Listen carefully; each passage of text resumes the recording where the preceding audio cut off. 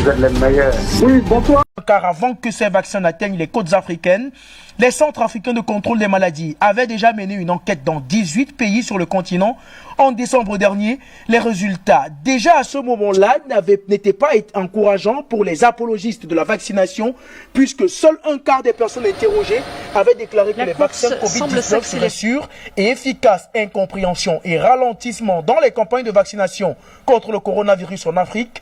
Nous en parlons avec vous et nos invités dans ce nouveau numéro d'appel sur le continent. Je vous remercie pour tout ce que vous faites pour l'avenir de l'Afrique. Vous êtes la seule chaîne qui est libre dans le monde. Mesdames, Messieurs, bonsoir et merci de nous retrouver une fois de plus sur la télévision panafricaine Afrique Média pour cette autre sortie d'appel sur le continent consacrée cette fois-ci à la vaccination contre le coronavirus. On le sait, il y a plus d'un an déjà, la pandémie faisait son apparition du côté de Wuhan. Aujourd'hui, de nombreuses firmes pharmaceutiques ont produit des vaccins pour protéger la population mondiale contre le coronavirus. Mais en Afrique, la vaccination peine à s'implémenter correctement. C'est de ça que parle le président français Emmanuel Macron, qui s'est offusqué il y a un mois déjà de ce ralentissement de la campagne de vaccination sur le continent africain. Le président français Emmanuel Macron juge inacceptable et intolérable le ralentissement de cette fameuse campagne de vaccination contre le coronavirus sur le continent africain. Pour parler de cette actualité ce soir, nous sommes bien évidemment avec Luc Michel en direct de Bruxelles par Zoom interposé. Bonsoir Luc Michel et bienvenue.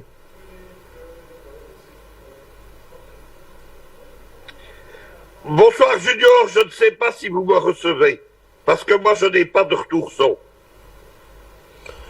Je vous reçois 5 sur 5 Luc Michel. Eh bien, d'entrée de jeu, avant de s'intéresser aux paroles du président français Emmanuel Macron, on le sait, les campagnes de vaccination peinent à s'implémenter véritablement sur le continent africain. Qu'est-ce qui, selon vous, pourrait expliquer ce retard? Junior, j'ai un problème technique. Il n'y a pas de retour son de votre régie. Donc je ne vous entends pas. Je vous vois, mais je ne vous entends pas. Eh bien, avec le concours de l'équipe technique, bien vouloir rétablir la connexion audio, cette fois-ci, avec Michel soir, de la vaccination contre le coronavirus, plus précisément du président français Emmanuel Macron, qui s'est offusqué au cours d'une visioconférence avec de nombreux chefs d'État africains sur la lenteur de la campagne de vaccination, des multiples campagnes de vaccination sur le continent africain. Eh bien, est-ce que du côté de la technique, c'est calé avec Luc Michel? Eh bien, Luc Michel, je le disais tantôt tout à l'heure, avant de s'intéresser sur les propos du président français Emmanuel Macron, qui s'est offusqué, qui juge inacceptable et intolérable le ralentissement de la campagne de vaccination sur le continent africain. Avant de s'intéresser à ces propos-là, qu'est-ce qui, selon vous, d'abord, pourrait expliquer ce ralentissement des campagnes de vaccination en Afrique? Il y a un livre célèbre qui s'appelle L'arrogance française. Macron, c'est l'illustration et l'exemple du nombrilisme, de l'arrogance française et de l'arrogance dans l'échec. Il y a 2 États qui ont échoué dans la lutte contre le Covid en Europe, contrairement aux Britanniques ou aux Allemands. C'est la France de Macron qui étale son incompétence dans tous les domaines, et c'est la Belgique qui suit la France de Macron. Les Français, c'est la seule puissance du Conseil de sécurité qui n'a pas été capable de produire un vaccin. Sanofi a échoué, et c'est un État qui a des retards de l'ordre de 80% sur les autres États européens. La France est incapable de fournir à ses médecins et à ses hôpitaux des vaccins en nombre suffisant. Qu'est-ce qui se passe? Il se passe qu'il y a une guerre géopolitique des vaccins. Les Occidentaux, les Anglo-Saxons, Pfizer, AstraZeneca et Moderna, ont voulu avoir le monopole de la production du vaccin. Ils ont garanti qu'ils allaient fournir tout le monde. Ils n'arrivent pas à suivre, mais pire encore, Joe Biden aux États-Unis, qui n'arrête pas de parler tous les jours de communauté et de solidarité atlantique avec les pays européens, eh bien, a bloqué les livraisons de vaccins qui réservent au peuple américain, a bloqué les livraisons de vaccins en Europe. À côté de ça, il y a des vaccins produits par les Russes. Les Russes ont produit 3 vaccins, dont le Sputnik 5, qui est actuellement livré à 47 pays, dont 8 pays africains. Il y a les Chinois, il y a un nouveau vaccin qui arrive, qui est le vaccin produit par l'Iran et Cuba en commun.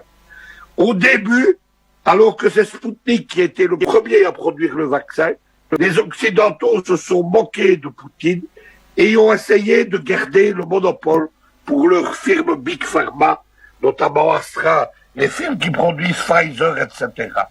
Au bout de l'échec, les Occidentaux sont obligés aujourd'hui de se tourner vers la Russie, qui sourit doucement, l'Allemagne, l'Autriche, la Tchécoslovaquie, la Hongrie ont fait appel à la Russie, et il y a même des contrats actuellement avec des firmes françaises, et on négocie en Belgique pour produire le vaccin russe en Europe. Donc, voilà ce dont il s'agit. Depuis le début de la pandémie, il y a une confrontation géopolitique entre deux modèles. Le modèle de santé occidental, dont on nous a dit qu'il était le meilleur et supérieur, et le modèle de santé russo-chinois. Ce sont les Russes et les Chinois qui l'ont emporté. Tout d'abord, dans la lutte contre l'épidémie, les Chinois l'ont emporté. On vit normalement à Wuhan, par exemple, actuellement, où on fait du tourisme. Toute l'Europe est confinée, bloquée. En Belgique, il y a encore, comme en France, le couvre-feu. Dans un tout pays de 10 millions d'habitants, nous avons près de 25 000 morts en un an. Nous avons actuellement 30 morts par nuit. En France, c'est 10 fois plus que cela. C'est l'échec des Occidentaux. Supériorité. La supériorité idéologique, donc, a été donnée par les Chinois et par les Russes. C'est donc tout cela, et Macron essaye péniblement avec son arrogance, il essaye de dissimuler cet échec, qui est un échec complet.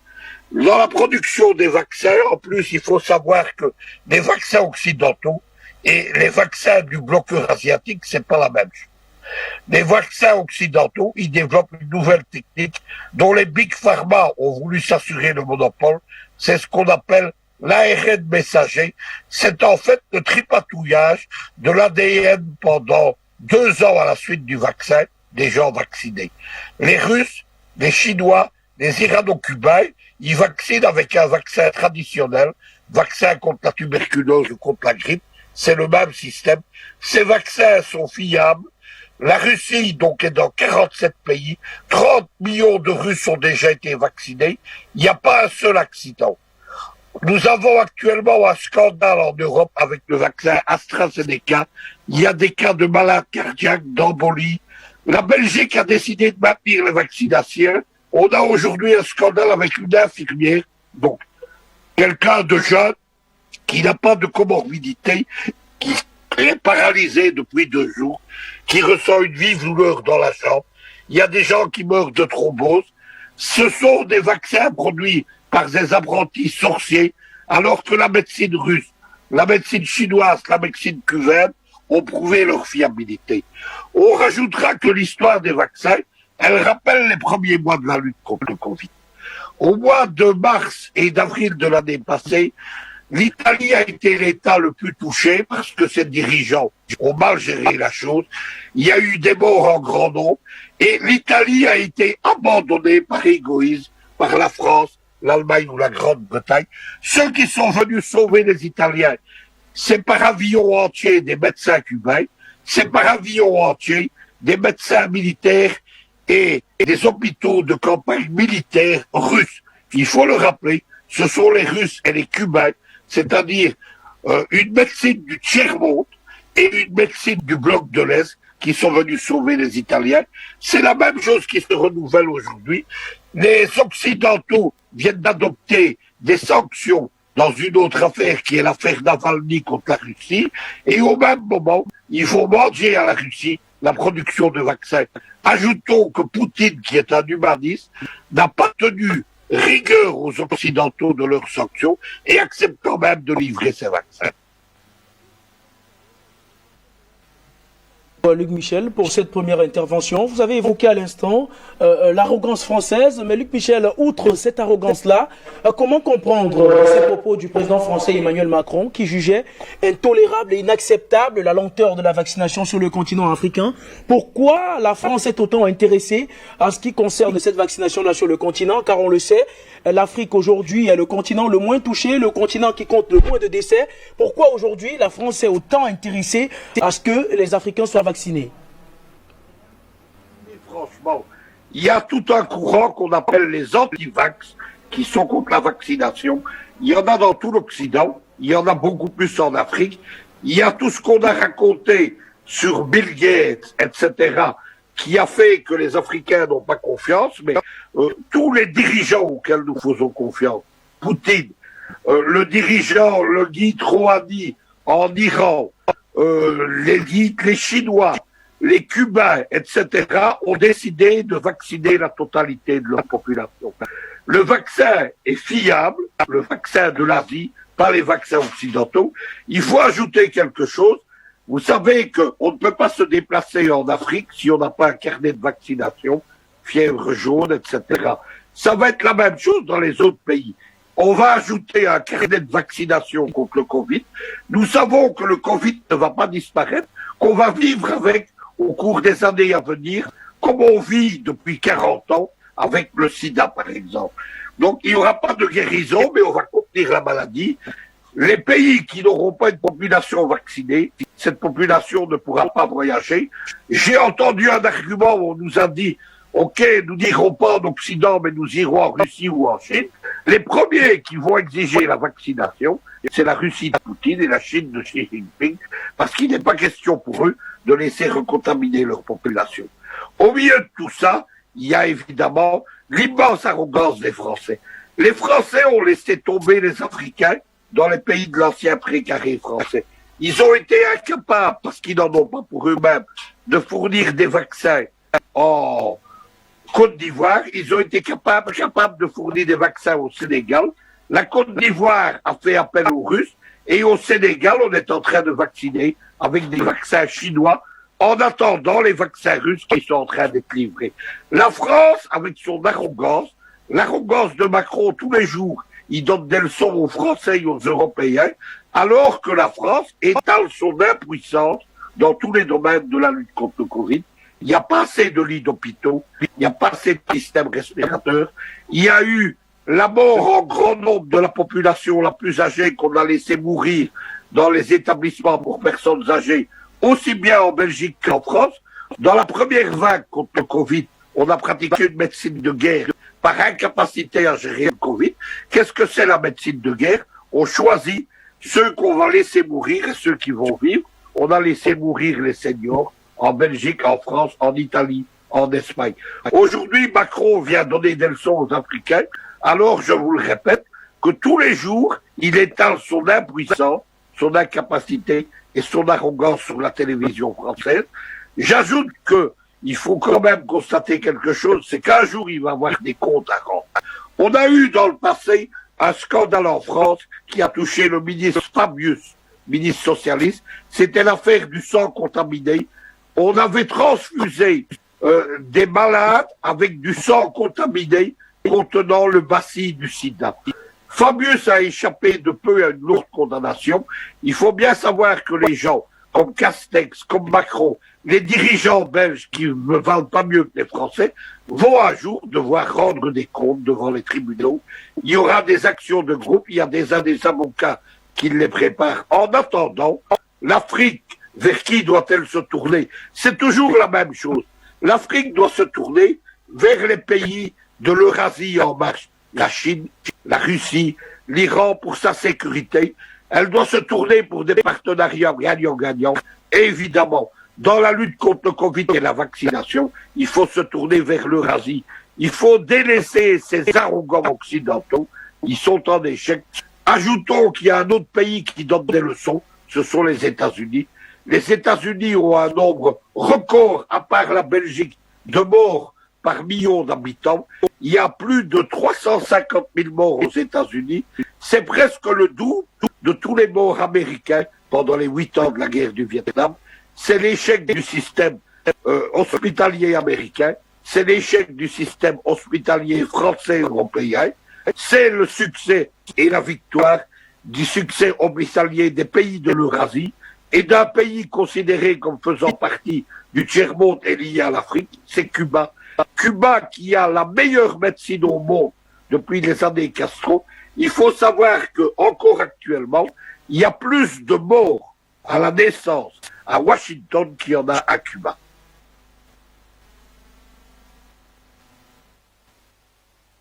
Pour revenir un peu sur cette question de vaccination, notamment en ce qui concerne le vaccin AstraZeneca, on le sait, de nombreux pays européens ont abandonné ou stoppé leur campagne de vaccination. Avec ce vaccin-là, dans les campagnes de vaccination sur le continent africain, le vaccin AstraZeneca est présent, notamment dans l'initiative COVAX portée par l'Union africaine qui vise à équilibrer la répartition des doses vaccinales. Eh bien, Luc Michel, comment comprendre que du côté de l'Occident, le vaccin AstraZeneca soit mis en pause et sur le continent africain, les mêmes Européens nous obligent à nous vacciner avec le vaccin AstraZeneca. Vous parlez notamment de cette question géopolitique qui entoure la question de la vaccination sur le continent africain. Quel est selon vous l'agenda derrière la vaccination sur le continent en ce qui concerne plus précisément ce vaccin AstraZeneca? Plusieurs choses. Tout d'abord, le premier pays qui a interdit l'AstraZeneca, c'est l'Afrique du Sud. C'est là qu'on a constaté le plus de problèmes. Les Européens ont suivi avec beaucoup de retard et avec déjà des morts. On nous dit aujourd'hui, l'Agence européenne du médicament, qu'il n'y a pas de problème. Le problème, c'est que derrière tout ça, il y a les intérêts des big pharma occidentales, y compris les Français de Sanofi, qui n'ont pas été capables de produire leurs propres vaccins, mais qui voudraient maintenant produire les vaccins anglo-saxons sous licence. Il faut savoir que Sanofi est présent aux États-Unis et que, par exemple, Donald Trump était l'un de ses actionnaires. Qu'est-ce qui se passe, évidemment? C'est une affaire de gros sous, de dizaines de milliards de dollars ou d'euros que les multinationales pharmaceutiques occidentales, ce qu'on appelle les big pharma, ne veulent pas laisser échapper. À côté de ça, les Russes, les Chinois, les Cubains ou les Iraniens, ils veulent combattre la pandémie qu'ils considèrent comme une cause humanitaire mondiale. Leur but, c'est pas de gagner de l'argent. Leur but, évidemment, c'est de ne pas produire pour rien le vaccin, mais c'est que ce vaccin soit produit, évidemment, dans l'intérêt des populations. L'Union européenne, elle est entièrement aux mains des big pharma. Il y a hier un spécialiste de la géostratégie, c'est le général français Delaware, c'est un ancien dirigeant des services secrets français. Il a dénoncé dans un éditorial retentissant les scandales qui lient les politiciens européens et les politiciens de l'Union européenne, en particulier les Français, avec les big pharma. Maintenant, l'Union africaine, elle est entièrement dans les mains de l'Union européenne, qui la finance à hauteur de 80%. Le plan Kagame qui avait été proposé de financer l'Union africaine avec une taxe sur les importations extra-africaines en Afrique, le seul pays qui l'a voté, c'est le Rwanda. Ça n'a jamais été fait. L'Union européenne, mais aussi l'OMS qui est dans l'orbite des big pharma, dicte sa loi à l'Union africaine. C'est scandaleux. Il faut savoir qu'un pays modèle dans la lutte contre le Covid, c'est la Guinée équatoriale. Depuis les premiers jours de la pandémie, la Guinée équatoriale a travaillé avec Cuba et avec les Chinois. Et aujourd'hui, elle fait vacciner sa population, non pas avec du Pfizer, de l'AstraZeneca ou du Moderna occidentaux, mais avec des vaccins chinois en attendant les vaccins, puisqu'il y en a 3. Je le rappelle, c'est le grand succès, le triomphe géopolitique de la Russie. C'est pour ça que Poutine a appelé ça le Sputnik 5, pour rappeler que dans la course à l'espace en 1958, ce sont les Russes qui ont gagné la première victoire avec l'envoi du satellite Sputnik dans l'histoire. Nous réassistons à la même chose. L'Occident a perdu la bataille géopolitique. Il y avait dans les années 20 un auteur allemand il s'appelait Oswald Spengler, c'était un géopoliticien et un philosophe, il avait parlé du déclin de l'Occident. Nous assistons aujourd'hui à ce déclin de l'Occident.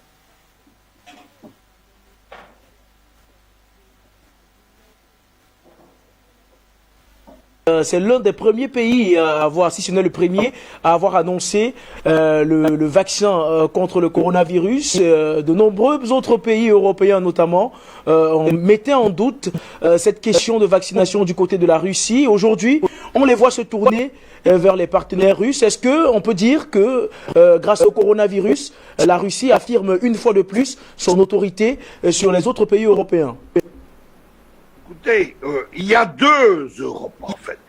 Il y a ce qu'on appelle la petite Europe de Bruxelles, c'est l'Union européenne qui va de Lisbonne jusqu'à la Pologne. Et il y a la grande Europe qui est conçue de Vladivostok à Lisbonne par Poutine et Lavrov. C'est une théorie géopolitique qui a été définie d'ailleurs par mon école géopolitique dans les années 1980 à Bruxelles et non pas à Moscou. Et nous disons que cette seconde Europe, cette autre Europe, c'est le modèle alternatif géopolitique pour construire l'Europe.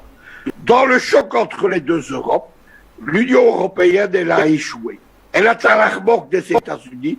Les États-Unis qui ne sont pas capables de fournir des vaccins, qui même empêchent leur importation. Sanofi a été incapable de produire le vaccin. La firme AstraZeneca, c'est une firme britannique et américaine. Elle produit le vaccin, mais vous savez que les Britanniques ont quitté l'Union européenne, c'est le Brexit. À côté de cela, la Russie a été la première à produire un vaccin. Elle en produit deux autres aujourd'hui. Elle les produit surtout en suffisance. Elle est capable de produire des vaccins pour 47 pays. Elle va suppléer les Américains et les Britanniques en Europe, même en Union européenne. C'est donc le triomphe de la Russie sur l'incapacité de l'Union européenne et des anglo-saxons. Merci à vous, Luc Michel, pour cette autre intervention. Eh bien, retour sur le plateau. Et si vous nous rejoignez à l'instant, vous êtes bien évidemment sur Afrique Média, la télévision panafricaine. C'est une autre édition d'Appel sur le continent, édition consacrée à la vaccination contre le coronavirus sur le continent africain. On revient sur les propos du président français Emmanuel Macron il y a un mois déjà, qui s'offusquait de la lenteur de cette campagne de vaccination sur le continent africain. Eh bien, je reviens vers vous un peu, Luc Michel. On le sait, tout à l'heure, vous avez parlé, et vous en parlez depuis longtemps déjà, de l'aspect géopolitique de ces nombreuses campagnes de vaccination. L'Afrique a perdu un autre chef d'État à qui s'était opposé, notamment à ces vaccins, en ce qui concerne également les campagnes massives de dépistage, notamment le président tanzanien John Magufuli.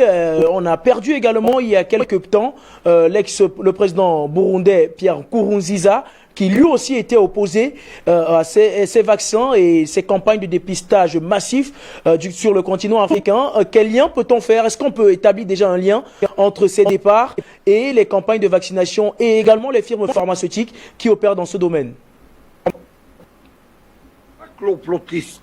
Donc, je n'écoute pas les rumeurs qui courent sur les réseaux sociaux. Nkurunziza, c'est une mort étrange parce que c'était un homme sportif et pas très âgé, mais dans le cas de Magufuli, il était âgé et cardiaque.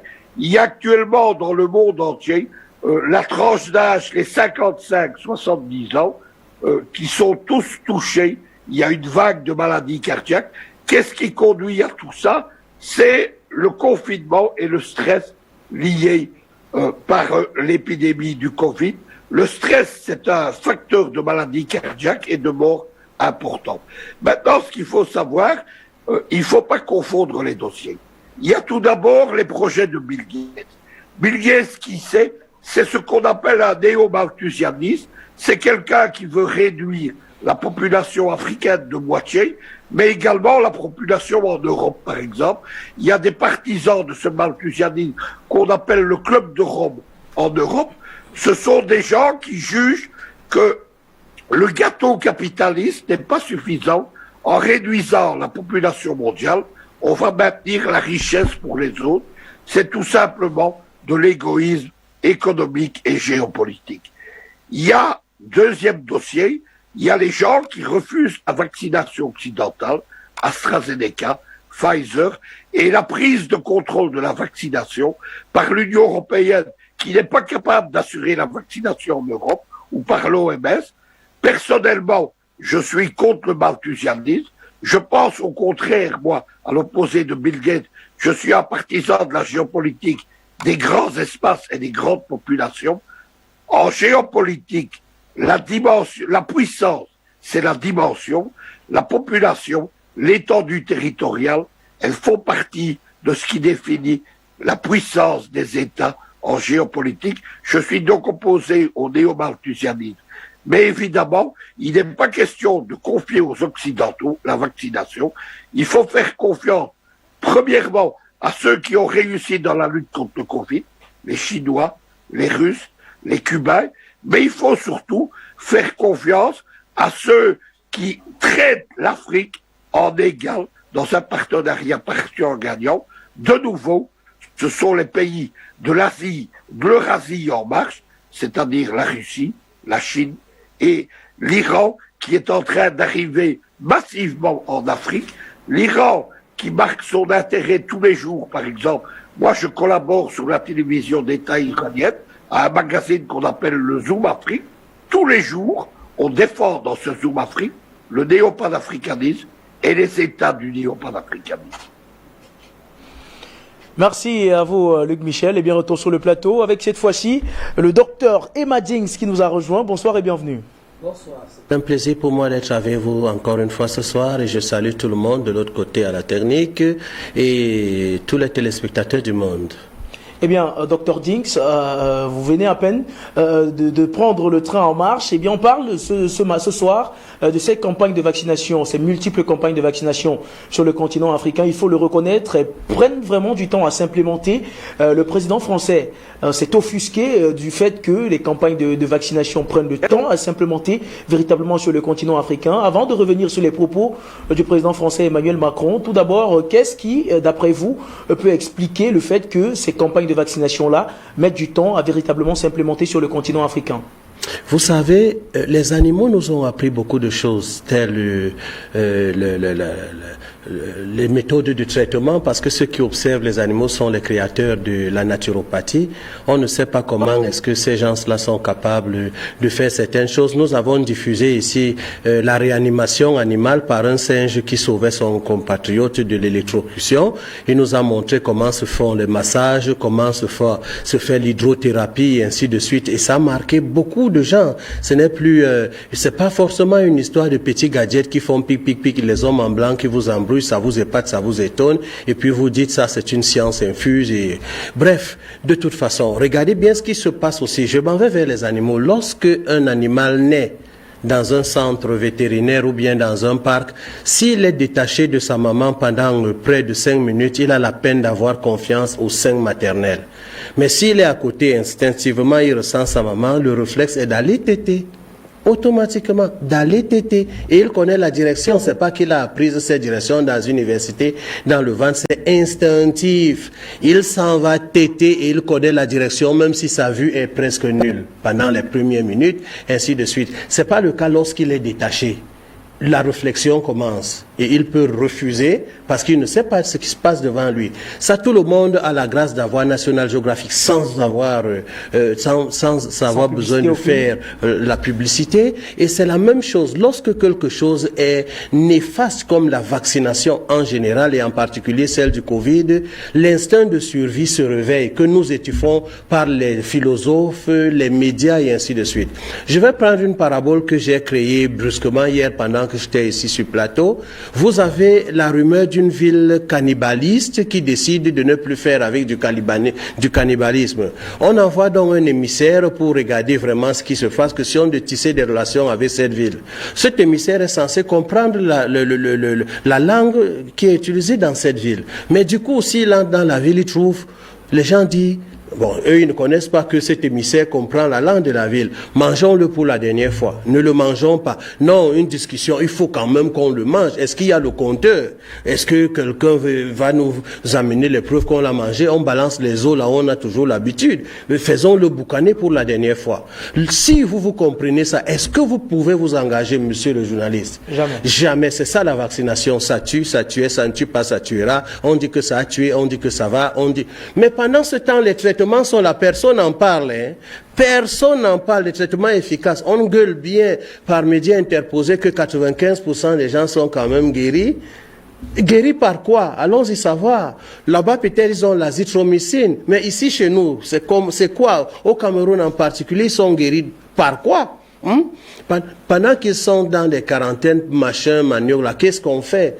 Bon, certains même ont peur d'aller à l'hôpital. Dès qu'ils apprennent qu'ils sont covidés, allez, ils replient chez eux, ils font dans les petites plantes, les tisanes qui ont toujours aidé les Africains. Et les statistiques sont là, ils sont guéris. Maintenant, on voudrait que tout le monde soit des moutons, et c'est le désir de l'Occident manipulatrice, à ne pas confondre avec les blancs qui vivent dans les pays. Je parle de la mentalité d'une bande de petits fous qui croient qu'ils ont la connaissance infuse, qui veulent mener le monde comme ils le pensent selon leur folie. Voilà, donc c'est ça. Mais du coup, on se retrouve dans la recherche d'une vaccination, la nobélisation d'une vaccination qui en réalité ne sert à rien. Je suis virologue et je m'adresse au monde en étant un virologue. C'est-à-dire que l'épidémie du sida et peut-être bientôt de la grippe, c'est-à-dire des virus virtuels qu'on n'a pas vus, on mélange n'importe quoi, on surnomme n'importe quoi, SARS-CoV, ainsi de suite, pas des tests faux parce que la réaction en chaîne des polymérases, les tests qu'on utilise sont au faux, ne peuvent pas ne peuvent pas démontrer la spécificité d'un virus ou bien la qualité d'un virus. C'est un photocopieur qui montre à plusieurs fréquences la réalité d'une image. La réalité d'une image. C'est pour ça que ça se compte en copie. Et non, vous voyez, est-ce que la densité d'une population se calcule en nombre de personnes ou en copie de personnes? Non, non. Voilà, voilà. Comment est-ce qu'on peut parler de nombre de copies et ça ne réveille pas les gens quand il s'agit de la réaction en chaîne de polymérases créée par Karim Ulysse qui s'est insurgé jusqu'à sa mort à l'utilisation de sa découverte. Lui ayant donné un prix Nobel pour le sida et aujourd'hui, s'il était vivant, il parlerait bien du Covid parce que c'est un test faux qui réagit sur près de 45. Moi, je compte 45 facteurs capables de faire réagir ces tests. Maintenant, revenons sur la fameuse grippe, dis donc. Revenons sur la fameuse grippe qui a juste changé de nom. Et j'en ai pour preuve le fait que les grippes saisonnières ne sont pas au courant aujourd'hui en Occident. Il faut qu'on le dise.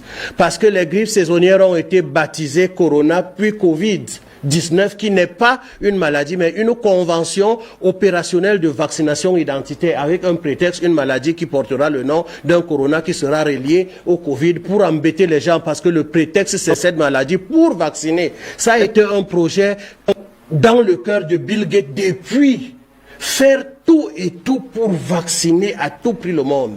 Hollywood a tourné un film intitulé Covidia, il y a environ 9 à 10 ans, qui parlait de tout ce qui se passe. Une maladie qui a créé trop de problèmes dans le cœur des scientifiques, mais donc l'argent a donné une occasion de réaliser ce que Hitler a toujours dit. Si vous mentez continuellement, on peut espérer que ce mensonge devienne une vérité. C'est pour ça qu'il n'y a pas de débat contradictoire, il y a beaucoup plus d'argent comme les 316 millions de dollars qu'on a accordés au Cameroun et la première tranche de 700 milliards de dollars qu'on a accordé au Congo et le Congo démocratique et la seconde tranche arrive, certainement des milliards. Pourquoi faire?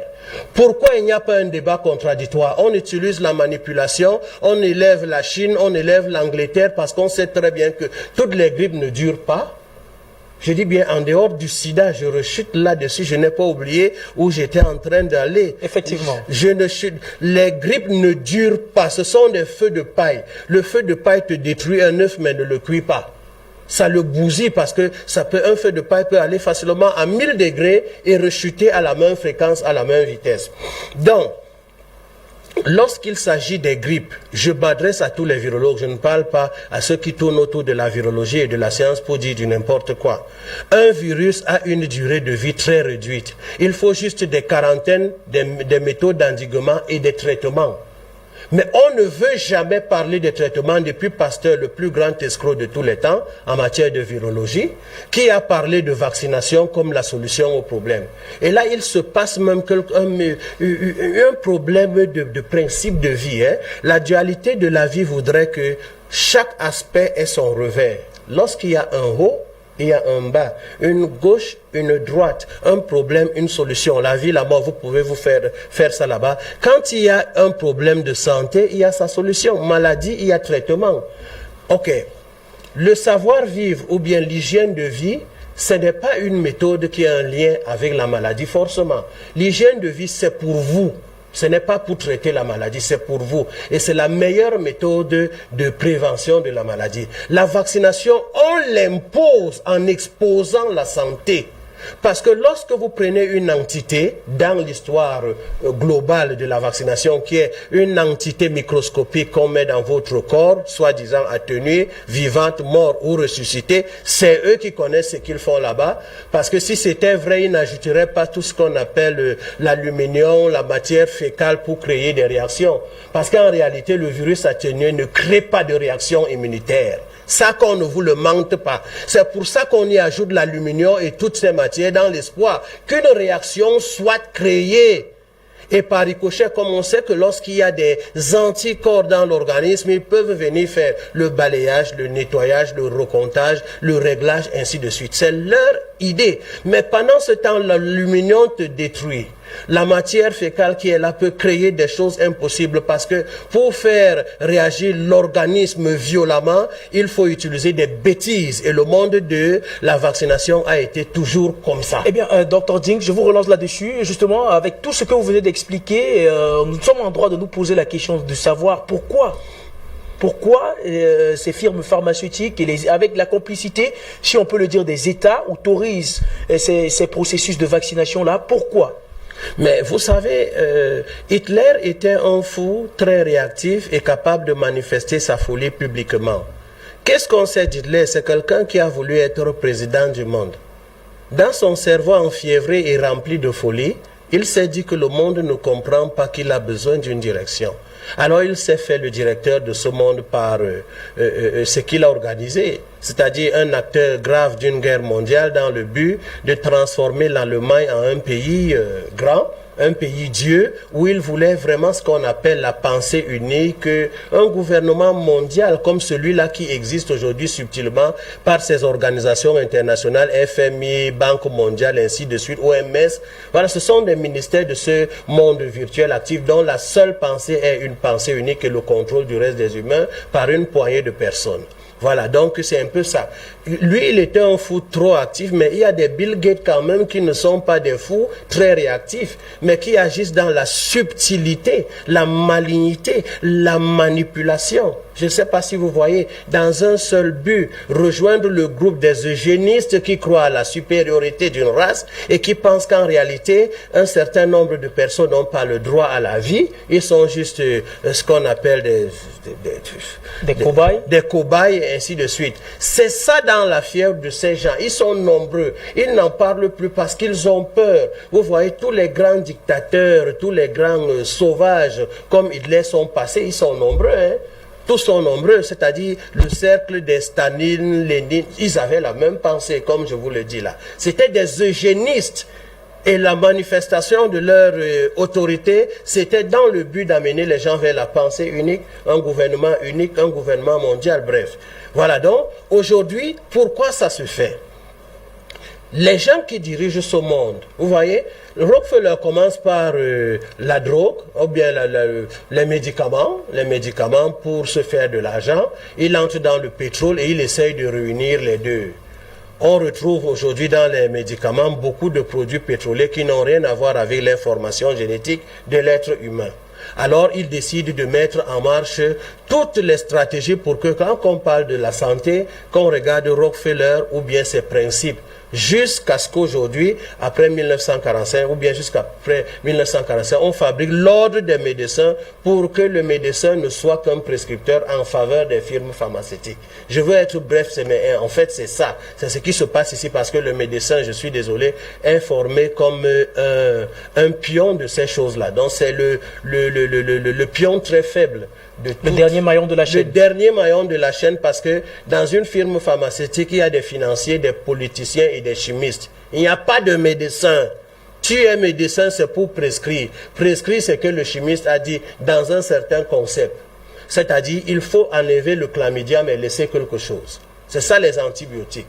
On enlève ceci, on laisse ceci parce qu'il faut créer la dépendance afin que le médicament soit constamment acheté. Ce n'est pas du mercantilisme, sans oublier que le capitalisme n'est rien d'autre que l'envie de gagner en s'assurant de la perte de ton vis-à-vis. C'est ça le capitalisme. D'où ce que nous voyons aujourd'hui, des gens qui pour de l'argent sont capables de sacrifier l'humanité, s'en foutre du reste de l'humanité, préparer des programmes malsains. Je vous assure que si vous lisez les projets de l'OMS, même sur l'enfance, vous avez froid. Vous avez froid, je dis vous avez froid. Eh bien, Dr Jinx, est-ce que ces paroles du président Emmanuel Macron, qui s'est offusqué et qui juge inacceptable et intolérable le ralentissement de la campagne de vaccination sur le continent africain, s'inscrit dans cette logique-là? Macron, c'est qui? Le président de la France. Il a fini avec les gilets jaunes et compagnie qui demandent qu'il soit égorgé parce qu'il a annexé la France et il dérange. C'est Macron-là qui s'inquiète pour l'Afrique. Non, en fait, Macron, on sait ce qu'il est. Moi, je ne veux pas parler de Macron. Il n'a rien à dire en matière de santé, comme les Occidentaux doivent apprendre à se taire en ce qui concerne la santé humaine. Ils n'ont que foutu la merde depuis et il faut que ça s'arrête. Point. Ils n'ont rien à dire. Qu'est-ce qu'ils ont amené? Les sulfamides? La vaccination avec Pasteur, l'un des plus grands imposteurs? Quoi? La médecine moderne? J'aime bien la chirurgie parce qu'elle est là pour confondre les choses. Parce que si tu veux parler de médecine moderne, normal, on va te rappeler que le chirurgien fait des grandes choses.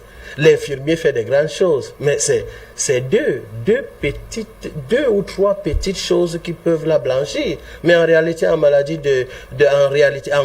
de traitement, de guérison, la médecine moderne doit se taire.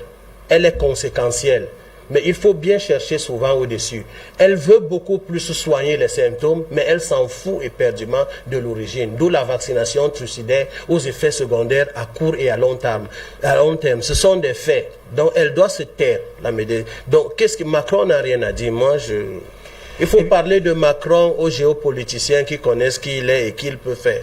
Moi, je suis un scientifique révolté, un médecin africain et je préfère rester dans l'Afrique sachant que Macron n'a rien à dire. Eh bien, Dr Jinx, restons justement dans le cadre africain. On le sait, l'Afrique a perdu en peu de temps deux chefs d'État, deux éminents chefs d'État, notamment le président Pierre Nkurunziza, de regretter mémoire du Burundi, et il y a quelques heures encore, John Magufuli de la Tanzanie. On a en mémoire que Pierre Nkurunziza était farouchement opposé à cette histoire de coronavirus. D'ailleurs, du côté du Burundi, le gouvernement avait pris certaines mesures qui n'étaient pas prises dans d'autres pays africains.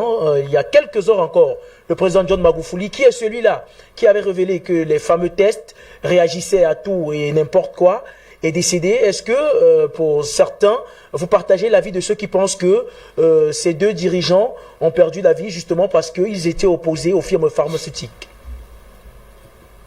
J'ai toutes les raisons, excusez-moi, j'ai toutes les raisons de croire qu'il a été assassiné, mais je n'ai pas de preuves. Ok?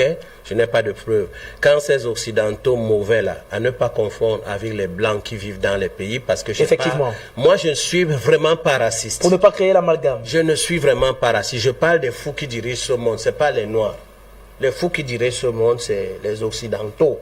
À ne pas confondre avec les Blancs qui vivent dans les pays. Moi, j'ai le droit de croire. Pour maintenir les Africains, les présidents africains dans la peur, ils ont réussi à assassiner 22 présidents. 22 présidents en utilisant l'ignorance des Africains qu'ils ont formatés, aliénés, pour être des mains agissantes. Parce que quand Blaise Compaoré fait son coup à Sankara, c'est la France. Et bien des choses. Ça fait 22 présidents depuis les pseudo-indépendances. C'est une façon de dire méfiez-vous. d'une autre manière. C'est un message subliminal. Voilà, maintenant, tous ceux qui veulent s'opposer au coronavirus, on remarque qu'en dehors de André Rajoelina, qui a pris une protection subtile, de toutes les façons, qui a promis de se taire, parce qu'il a promis de se taire. Vous avez vu avec quel engouement il a agressé, il a subi des pressions et on a utilisé finalement l'opposition pour déstabiliser Madagascar. Un homme de conscience comme lui a préféré se taire. Se taire. Qu'est-ce qu'il dit aux gens hors micro? Prenez le Covid organique. Ça va vous soigner. Mais pour ce qui est de la force qui vient, mes pères africains m'ont lâché et on utilise l'opposition pour déstabiliser Madagascar. Je ne vais pas jouer à ces jeux. Mais ceux qui ont quand même des oreilles pour réfléchir comprennent. Voilà. Maintenant, le président tanzanien, oh le pauvre, sans connaître que non seulement nous avons les bases militaires, pas pour le bien de l'Afrique, non, ce sont des forces d'influence, mais nous avons aussi leurs écoles, leurs hôpitaux et leurs médias qui ne sont pas là pour les bons yeux des Africains, pour la manipulation la plus grande et les tueries les plus subtiles. Alors je ne pense pas qu'ils ne sont pas en train de faire un message fort, parce que dites-vous bien que depuis l'histoire du Covid, aussi vrai qu'on reconnaît que les gens guérissent seuls par d'autres méthodes à 95% au Cameroun, 600 morts depuis le début de la crise ne représentent pas grand par rapport aux morts des maladies, et ça fait même honte. On ne peut même pas parler de pandémie même comme cette Organisation mondiale de la santé a changé le terme pandémie. Il faut bien se poser des questions. Qu'est-ce qui se passe? Il y a des traitements, mais il y a une hargne forte à exiger la vaccination. Et lorsque tu entends un président d'un pays parler de la vaccination, tu sens que c'est une sorte de pression cachée. Effectivement. Je vais prendre le cas de notre ministre de la Santé, parce que je sais pourquoi je le dis. Il sait très bien, même s'il ne le dit pas, que c'est une escroquerie planétaire. Mais la pression est très forte. J'ai appelé il y a une semaine les représentants de l'Organisation mondiale de la santé ici au Cameroun. Ils m'ont dit, parce que j'ai posé la question de savoir à quoi sert en réalité les 316 millions de dollars qu'on a donnés au Cameroun. Ils ne m'ont même presque pas répondu. Hein. À la fin, le plus courageux, parce que j'étais ouvert, je les entendais en salle, le plus courageux me dit d'aller demander au Fonds monétaire international, parce que c'est lui qui a débloqué cet argent. Comment est-ce que l'Organisation mondiale de la santé fait un repli aussi bizarre devant les milliards qu'il donne pour corrompre sans le dire? Pourquoi? J'ai dit, j'ai posé cette semaine des questions à la représentation de l'Organisation mondiale de la santé. Ils ne m'ont pas répondu. L'argent qu'on a envoyé là, ça servait à quoi? 316 millions de dollars. Ça servait à quoi? Mais pour huiler ceux qui sont zélés pour mentir, pour détourner la voie de la vérité, pour acheter les consciences, c'est tout.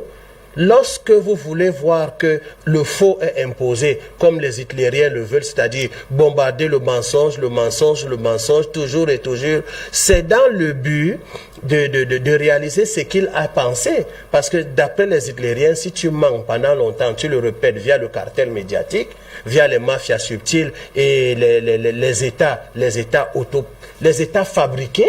On sait comment ça se passe aujourd'hui. Il y a de fortes chances que ce mensonge devienne une vérité. Et alors, qu'est-ce qui se passe? Eux là qui ont créé toutes les crises, qui ont créé toutes les crises économiques, les crises sociales.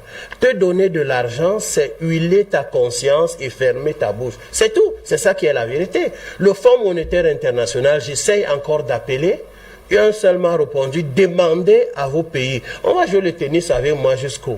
OMS, il faut demander au Fonds monétaire international. Fonds monétaire international, demandez à vos pays. Au Cameroun, tu vas demander à qui? Qui va te répondre? Tu peux plutôt finir quelque part là en mandat de dépôt. Et avec un motif qui va dépasser ta tête, parce que avec l'argent, on est capable de fabriquer les preuves, et ainsi de suite. Donc c'est ça un peu ce flou qui existe dans le monde de ce corona mensonger, parce que la planète, en fait, n'a pas un problème de Covid-19 qui est une convention opérationnelle de vaccination. Comme je l'ai dit en janvier et en février, on s'est moqué de moi, alors qu'en fait, c'était un prétexte pour vacciner. Aujourd'hui, c'est la vaccination qu'il faut. Mais ce qu'on ne vous dit pas, c'est que c'est un projet préparé par Bill Gates faite pour diminuer, la population par stérilisation de masse et deux, le contrôle total des humains. Parce que les nanoparticules, si vous voulez, on fera une émission dans ce sens. Je me suis documenté, j'ai fait beaucoup d'expériences. Les nanoparticules, c'est ce qui va nous connecter via la G5 à l'intelligence artificielle qui aujourd'hui fait des merveilles. J'ai suivi dans un média de la plaque combien de fois les Chinois eux-mêmes font des efforts en matière d'intelligence artificielle. Le contrôle du monde, de l'humanité est en marche via la santé, parce qu'on vend bien la peur pour neutraliser les gens, et le Covid a ceci de particulier, c'est que non seulement ça a tué les emplois, ça a tué les voyages, les projets, mais ça a aussi tué la faculté de réfléchir. On ne veut pas les gens qui réfléchissent. On ne veut pas des rétropédalages d'une OMS qui recule, qui revient. Mais il y a des traitements. Tout le monde voit qu'on ne parle pas de traitement. On veut vacciner. Qu'ils nous disent la vérité, parce que lorsque les firmes pharmaceutiques disent aux pays censés utiliser leur vaccin, attention, s'il y a un problème, ne nous accusez pas. Vous signez d'abord. Effectivement. S'il y a un problème, ne nous suivez pas. Signez seulement. S'il y a un problème, ne vous suivez pas.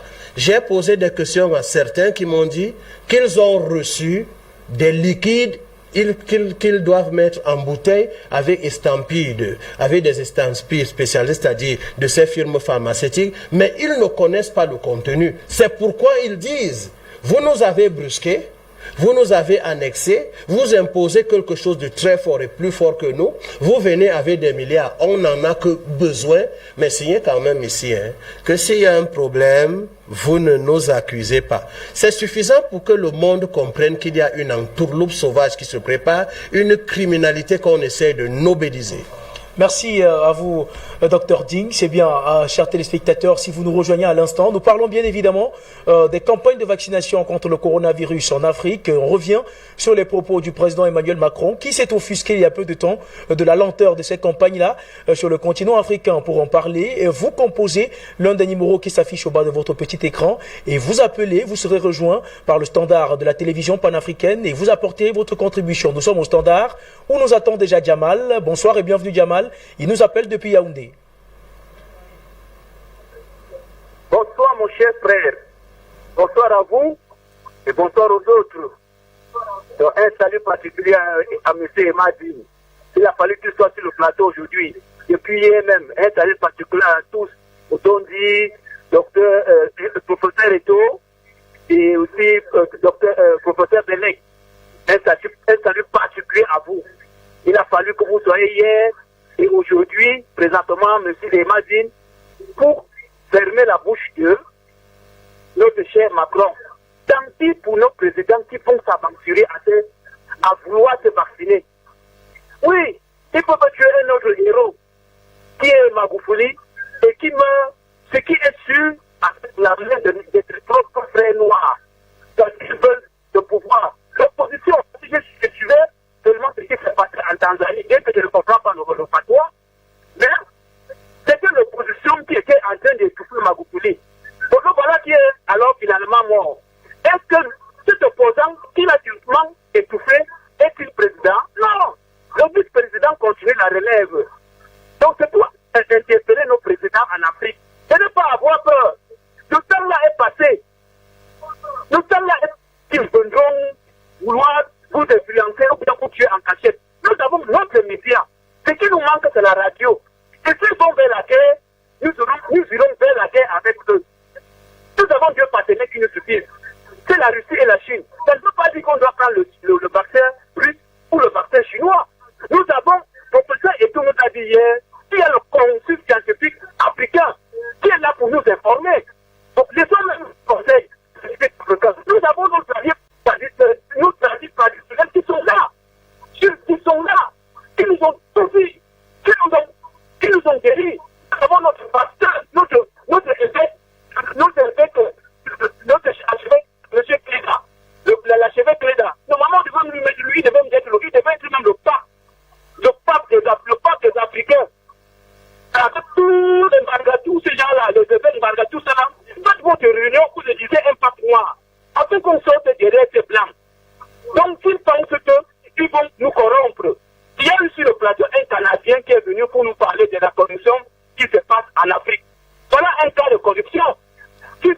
Madine aussi, avec plus de 316 milliards de dollars que le FMI a donné par l'OMS au gouvernement camerounais, voilà notre forme de corruption.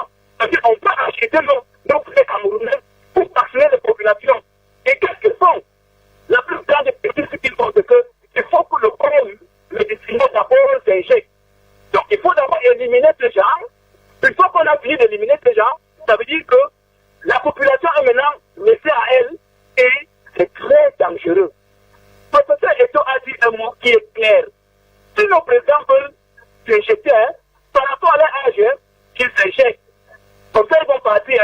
Nous autres là, avec les patriotes et les nationalistes, nous allons prendre la relève. Donc, Emadine, nous te remercions grandement que le Seigneur vous protège. Nous, grandement. Et nous sommes prêts, parce que nous avons des ingénieurs pour fabriquer même l'atomique, pour leur faire la guerre.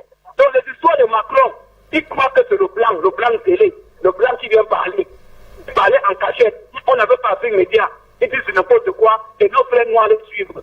Tout ce que demande à nos frères noirs, sortez dans les sectes. Et nous pouvons commencer rien qu'entre nous. Macron, il ne se fâche pas pour rien. Puisque l'économie de l'Europe est reposée sur l'Afrique. Parlons peu. Mais l'économie de l'Asie est reposée sur l'Afrique. L'économie des États-Unis est reposée sur l'Afrique. Donc c'est pour ça que, ayant créé les propres problèmes, ils sont coincés aujourd'hui. Ils espèrent qu'en allant variant sur variant, ils espèrent que pendant ils vont corrompre la population pour qu'on puisse vacciner nos enfants. Mais attention, un soulèvement peut facilement se prendre là, et peut arriver et peut balayer les présidents qui veulent s'amuser. Récemment, le ministre a bien compris que la vaccination n'est pas obligatoire. Donc si ce ministre, ce président, à la présidence, il veut se vacciner, qu'il se vaccine, qu'il nous laisse tranquille. Nous avons notre traitement. Mais c'est impensable. L'Iran a son vaccin, ce sont des blancs. La Russie a son vaccin, ce sont des blancs. Les Hollandais ont leur vaccin, ce sont les blancs. Les Anglais ont leur vaccin, ce sont les blancs. Mais nous autres en Afrique, il faut qu'on fasse notre propre vaccin à nous. Et on ne parle même pas de vaccin. Nous avons notre traitement à nous qui commence à Madagascar, qui continue au Cameroun, qui va au Kenya, qui va en Ouganda, qui va au Burkina. Nous avons notre traitement à nous. Donc, ce que Macron parle là, c'est pour lui. Kalabougat. Merci à vous, cher ami Jamal. C'est toujours un plaisir de vous recevoir. À votre suite, prenons Delphin qui nous appelle depuis Gitega. Bonsoir et bienvenue, Delphin.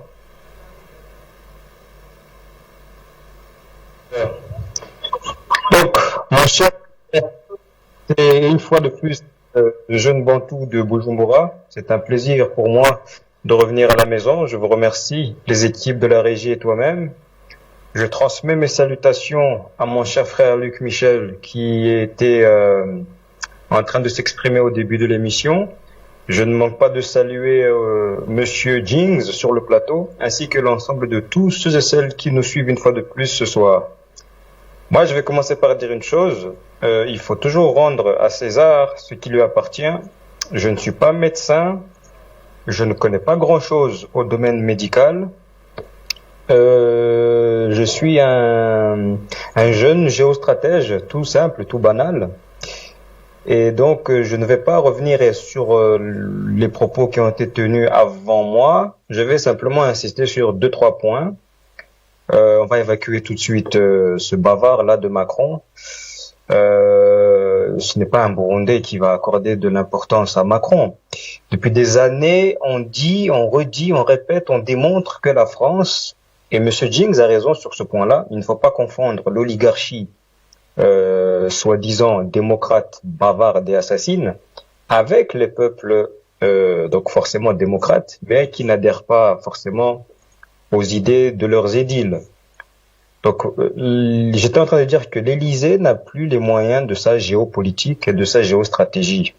C'est même là, on a dépassé le stade du ridicule qu'un tocard comme Macron, qui n'arrive pas à soigner les gens qui l'ont élu, qui a trahi ces nègres de maison là-bas à Abidjan, se permettent de nous donner des leçons. Déjà qu'il gère le cas de l'Hexagone, qu'il arrive à éradiquer cette histoire de Covid-19 en France, comme la Chine y est parvenue chez elle, après il pourra venir nous casser les oreilles à nouveau.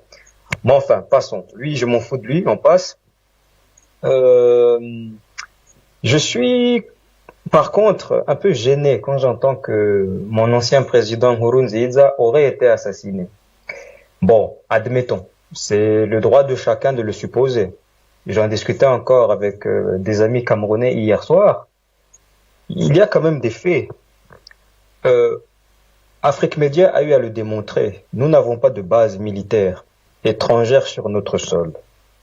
Ceci veut dire qu'il n'est pas aussi facile d'approcher un chef d'État burundais ou un ministre d'État burundais, même un sénateur burundais, aussi facilement qu'il est facile de le faire au Cameroun, au Sénégal ou au Mali.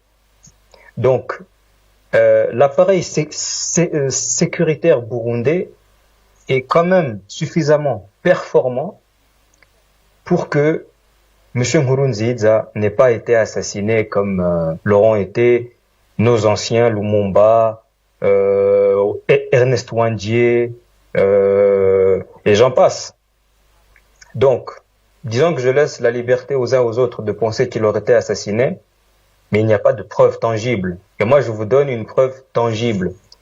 Afrique Média sait que ce n'est pas dans mes habitudes de raconter ma vie, mais je suis accessoirement le fils de l'ancienne présidente de la Cour constitutionnelle. Autrement dit, mes connaissances de mon pays devraient avoir du poids. Je connais les dossiers les plus, je dirais, les plus enfouis de l'État du Burundi. C'est pour ça que je dis que M. Nkurunziza n'a pas forcément été assassiné. Je vais m'arrêter là pour ne pas provoquer des crises diplomatiques entre Gitega et Afrique Média. Et pour le cas de notre grand frère John Magufuli, ne nous mentons pas. Il avait plus de 60 ans. Il n'est pas exclu qu'il ait été victime d'une crise cardiaque. À cet âge-là, ça arrive. Ça arrive. Maintenant, pour sortir, j'aimerais insister sur un dernier point. Évidemment que le fait de se vacciner n'est pas une obligation. Néanmoins, il faudrait que les Africains sachent ce qu'ils veulent et ce qu'elles veulent pour le cas des Africaines. Rejeter à tout prix la Russie et la Chine reviendrait à chasser les Russes de la République centrafricaine aujourd'hui. Je pense qu'il n'est pas nécessaire que je vous décrive les conséquences qui pourraient en résulter. La France reprendrait du terrain, Macron, ses successeurs se remettraient à faire ce qu'ils ont fait depuis des décennies et on reculerait d'au moins 50 ans en arrière. Donc, il faudra réfléchir à ces questions de façon sérieuse, sachant que il y a des images qui nous viennent de Chine qui montrent que la Chine a repris sa vie quasiment comme elle l'était avant cette histoire de Covid-19. Donc, si nous voulons conserver des rapports géostratégiques avec l'Asie jusqu'à Téhéran, il faudra réfléchir à ça. Sachant que l'Afrique, en tout cas au jour d'aujourd'hui, ne peut pas se permettre, comment dirais-je, de ne plus participer au trafic aérien, sachant que nous n'avons pas de compagnie africaine qui circule abondamment en dehors de l'Afrique.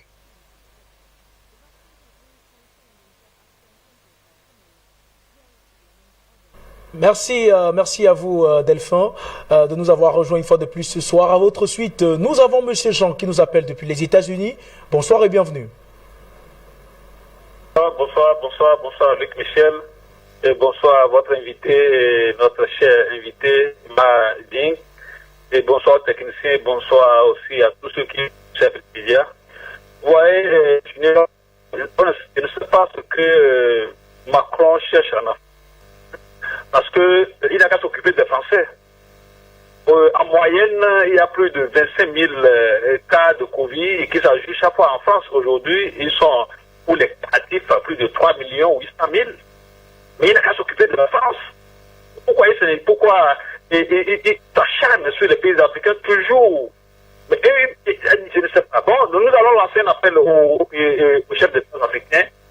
Nous leur demandons d'avoir du courage, de voir les faits, de voir la réalité en face d'eux-mêmes, de choisir quelque chose de bon pour le peuple cette fois-ci. Parce que s'ils ne savent pas faire, ils vont mal payer en vaccinant la population innocente africaine sous pression de la France. Ce n'est pas sérieux. Et c'est comme dans le plan des Illuminati de réduire la population mondiale Macron s'acharne sur les Africains, c'est parce que ceux qui s'acharnent, ce sont ces sujets.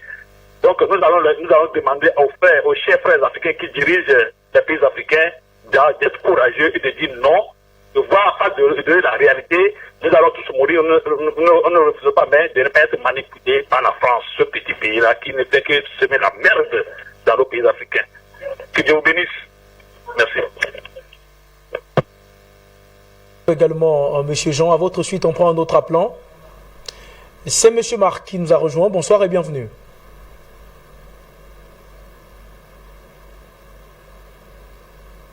Allô, bonsoir.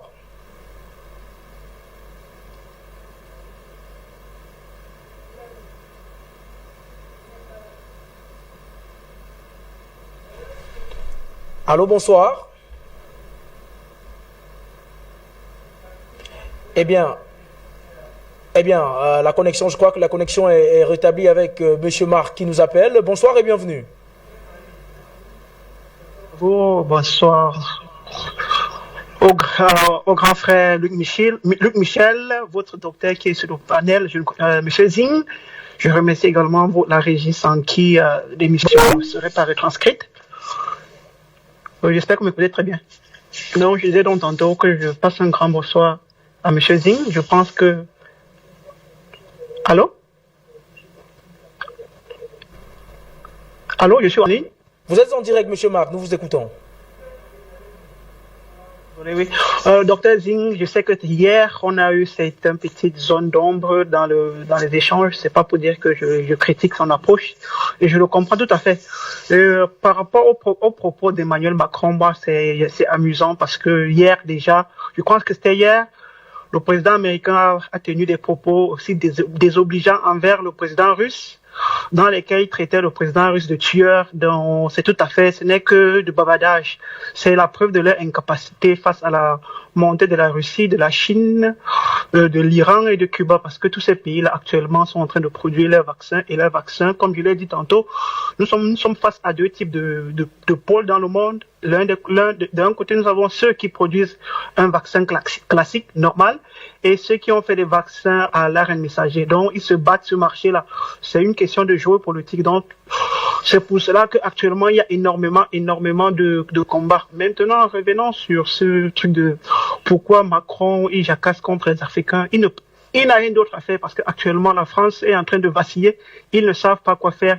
Ils n'ont pas de vaccin déjà. Ils ont été incapables de produire des vaccins. Donc, ce qui leur reste, c'est le hors-sujet, la distraction. Donc, il faut qu'ils trouvent une actualité pour laquelle ils vont bavarder. Sans ça, ils ne vont rien faire d'autre. Parce que quand je me rappelle qu'il y a quelques mois de cela, ces mêmes Français ont saboté. L'Union européenne, tant mieux pour moi, ont saboté complètement le vaccin russe. Ils ont complètement saboté. Et aussi, quand on rentre un peu en arrière, on se rend compte que le premier pays à avoir eu le premier cas de coronavirus, c'est la Chine. Et qu'est-ce que l'Union européenne a fait? Ils ont complètement insulté la Chine, saboté la Chine, comment ils ont fait? Ils sont incapables. Mais à la grande surprise, actuellement, les pays qui ont mieux géré le coronavirus, il y a la Chine, ils reprennent déjà une vie normale. Il y a la Russie qui reprend une vie normale. C'est là pour dire à quel point ces pays-là, parce qu'on va dire, il faut pas qu'on se mente, le pouvoir a changé complètement de pôle. Avant, on pense pas, le pouvoir était toujours centré entre l'Amérique et l'Union européenne, mais maintenant, on se rend compte qu'il y a de nouvelles puissances émergentes, telles que certaines puissances en Asie, le Cuba, en Inde, en Chine et en Russie également. Maintenant, revenons au vaccin. Moi, je dis clairement là, oui, c'est une très bonne chose de promouvoir nos traitements endogènes. Moi, je l'encourage. Mais je dis une chose là, on ne peut pas encourager un truc qui ne s'est pas adapté au temps. Je le répète très bien là. Et je suis un jeune homme, je me cultive beaucoup, j'écoute. Et le docteur Raoul a dit, parce que le monsieur Zing qui est sur le plateau, il ne va pas me contredire. Ce qui est bien avec l'organisme, c'est que l'organisme réussit tant bien que mal à s'auto-réguler. C'est-à-dire à s'auto-gérer quand il y a des crises. Parce qu'il produit, et quand il produit énormément d'anticorps. Donc, il y a des cas, je dis bien il y a des cas de forme légère de coronavirus. On peut détecter, ça arrive qu'on détecte quelqu'un qui est contaminé de coronavirus et il suffit qu'il reste à la maison et il sorte guéri sans avoir eu à avoir quelconque traitement. Le docteur qui est avec vous ne dira pas le contraire. C'est pas pour dire qu'il a pris quelque chose, mais l'organisme a fait son travail. Parce que notre premier anticorps, c'est d'abord notre organisme.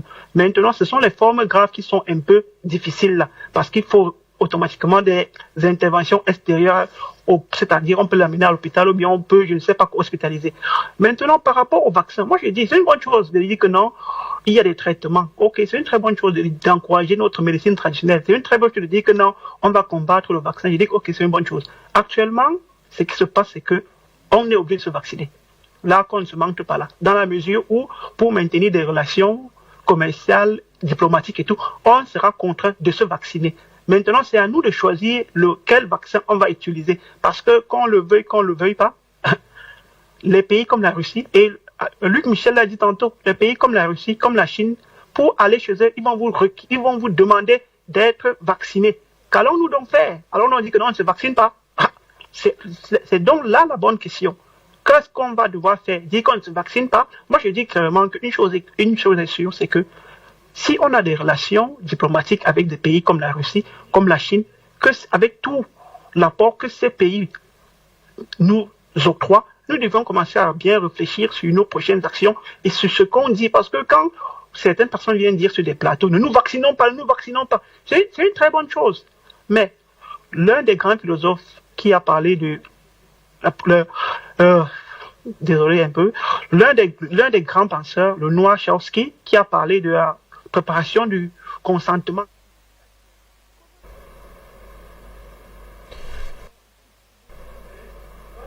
Allô?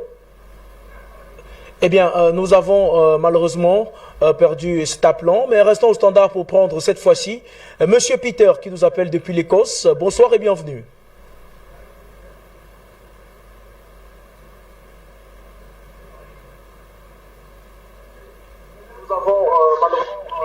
Bonsoir, Monsieur Wafo, Monsieur au Call Center, et puis un grand bonsoir, Dr. James. Je peux dire congrats. Je vais donner mon point de vue pour la thématique. Moi, il y a des choses qui me font qui me rendent un peu perplexe. C'est au sujet du comportement je peux dire comme ça, le commercial des Russes, en parlant de Monsieur Macron, qui avait une bonne mission, c'était d'abord de prôner la limitation des naissances en Afrique. Ça n'a pas marché. Maintenant, il y a le COVID-19 qui est arrivé et c'était une occasion pour eux de pouvoir faire un chiffre d'affaires avec près de 1 milliard d'habitants. Ça fait un gros pactole pour les Big Pharma. Alors, je suis étonné que ce soit seule la France qui parle. Et je peux répondre en même temps parce que j'ai dit tout à l'heure que Macron représente la France et donc le commercial de Rothschild. Pourquoi les autres pays n'ont pas parlé? Ça, c'est un. Deuxièmement, qu'est-ce qui se passe en Afrique avec ce président Bouton que je vois, que je constate? On avait déjà l'évolution quand le COVID-19 a commencé en Afrique. On avait Madagascar, on avait Bénin, Togo, Burkina Faso, même le Cameroun, qui ont fait des propositions. Aucun chef d'État n'a pu prendre ça comme une affaire nationale et peut-être même africaine pour qu'on fasse barrière à quelconque proposition venant de l'Occident. On a comme l'impression que les présidents africains sont tellement habitués à boire le biberon de la France que tant qu'une solution ne vient pas de l'Europe, c'est pas normal. Donc, moi, je vais rejoindre Dr. Jeans. L'Afrique souffre d'un mal, un mal très, très, très grave. C'est un cancer. Je ne sais pas comment on peut le guérir. Peut-être la solution, c'est de sauter les têtes de toutes ces vieilles personnes qui traînent encore sur les présidences en Afrique. Je m'arrête ici. Je les remercie beaucoup. À bientôt. And bye. Merci à vous, Monsieur Peter. Je crois que nous allons prendre un dernier appelant pour cette édition. C'est Pasteur Soa qui nous appelle depuis le Ghana. Bonsoir et bienvenue.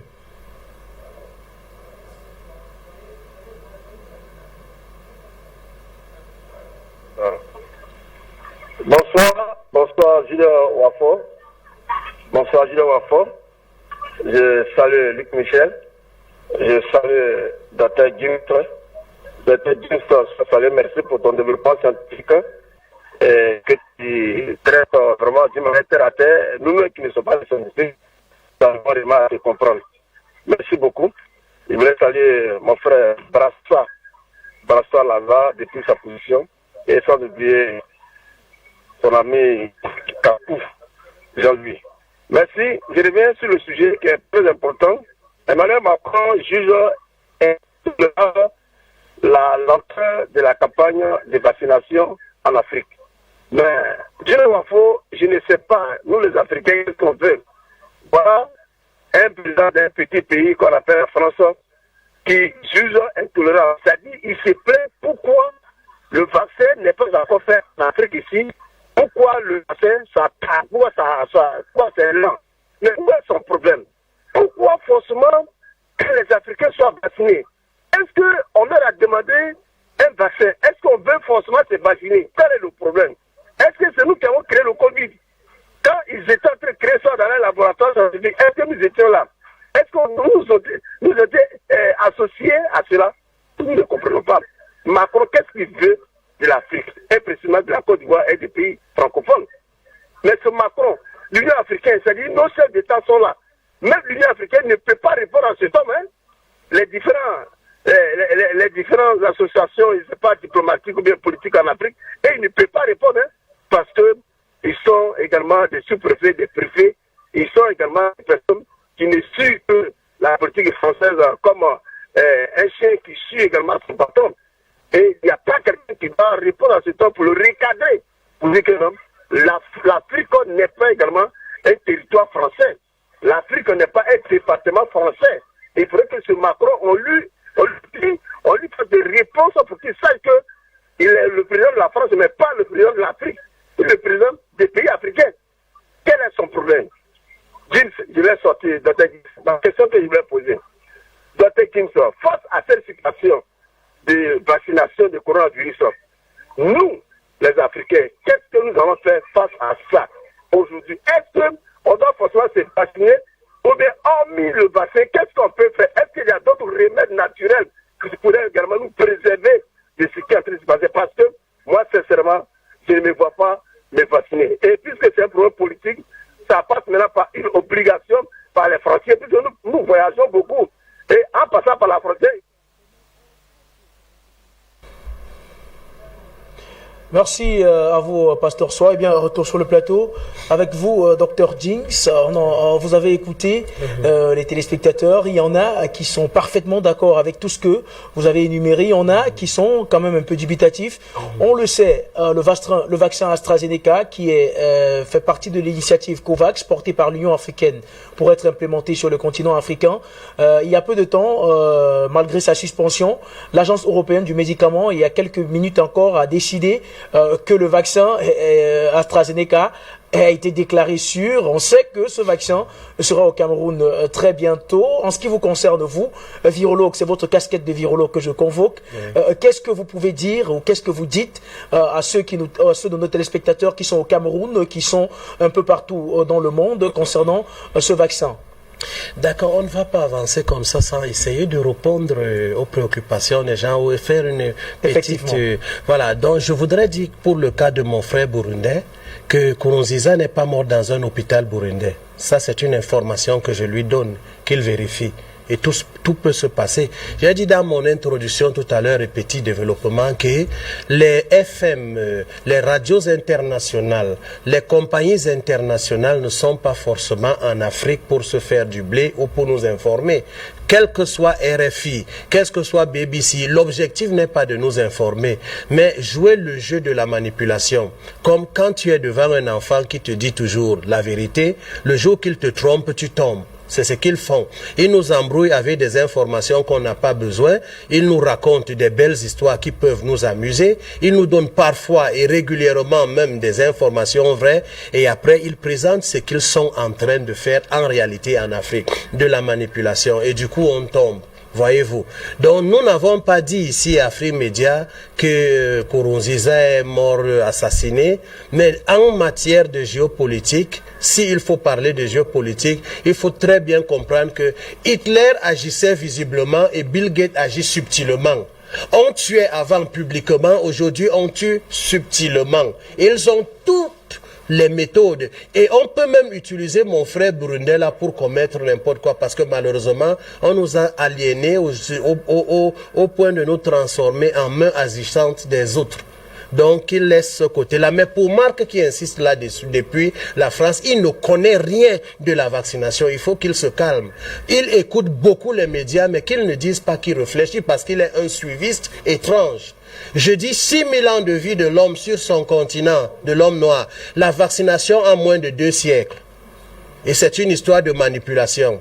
Si moi aussi j'étais un homme d'affaires, je pouvais me mettre avec certaines personnes pour produire un vaccin, une proposition africaine. D'ailleurs, il y a même des gens qui nous ont dit pourquoi il n'y a pas de proposition africaine. J'ai dit je ne suis pas dans ça parce que la vaccination n'est rien par rapport au traitement. Eh bien, Dr Jinx, nous allons sortir avec vous. Nous sommes malheureusement arrivés au terme de l'émission. Une fois le vaccin présent, allez-vous vous faire vacciner? Quoi? Mais vous posez une réponse ou bien vous posez une question? Moi, on passe d'abord sur mon corps avant de me mettre des bêtises dedans. Eh bien, merci à vous, Dr Jinx. C'était un plaisir de partager le plateau avec vous ce soir. Merci aux téléspectateurs qui ont participé. Merci à l'équipe technique également qui a participé à la réussite de ce programme. Moi, je vous donne rendez-vous pour d'autres éditions, mais restez sur les antennes de la télévision panafricaine car nos programmes se poursuivent avec dans quelques minutes Afrique Santé et par la suite, vous aurez Africa Foot qui sera bien évidemment mené par le maestro Fabrice Ndoum et toute son équipe qui reviendra sur le nouvel exécutif du côté de la Confédération africaine de football et également ces joueurs internationaux qui, du côté de la France, risquent de ne pas revenir pour participer aux compétitions africaines. Mais avant, faisons un tour, je vous laisse en compagnie de nos programmes, notamment avec ce décrochage. Du côté de la République du Congo-Brazzaville, on le sait, le pays est engagé dans un processus électoral, notamment l'élection présidentielle. Les équipes d'Afrique Média Télévision sont mobilisées sur le théâtre des opérations au Congo-Brazzaville et ils recueillent les intentions et les interventions des uns et des autres du Congo-Brazzaville. C'est Guy Fondop, Louis Bitbeng et toute l'équipe qui est sur le terrain du côté du Congo.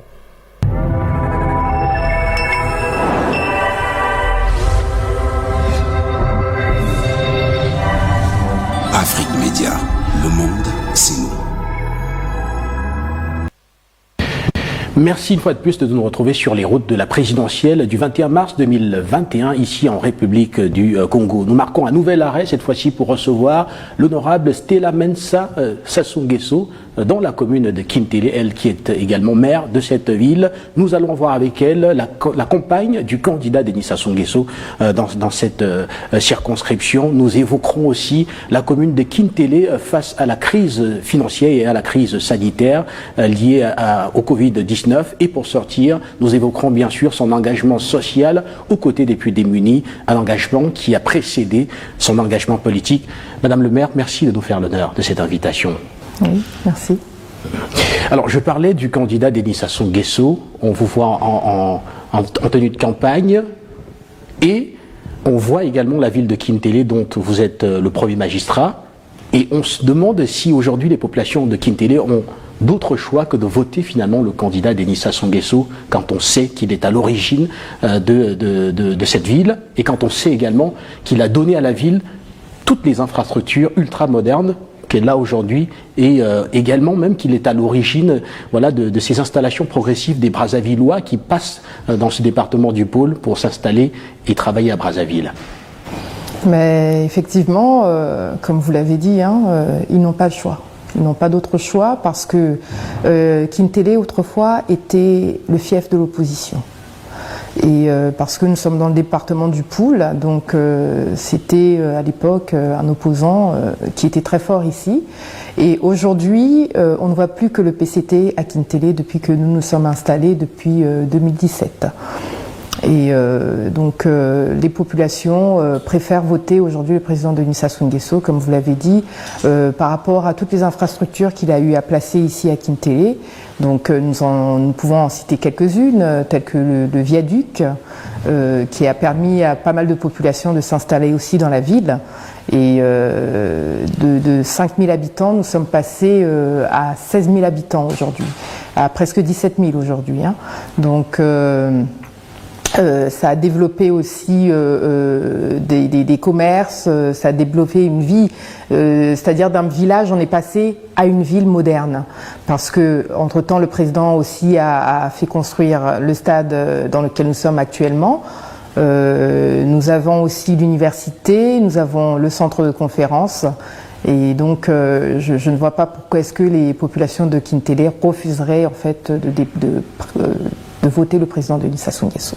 Il y a à côté des infrastructures votre engagement social, votre engagement humanitaire qui ici aussi pourrait faire la différence. Alors finalement, est-ce qu'on va dire ici que c'est le candidat et ses grandes réalisations dans cette circonscription qui poussent les populations à cette adhésion, ou alors que c'est vous avec votre engagement?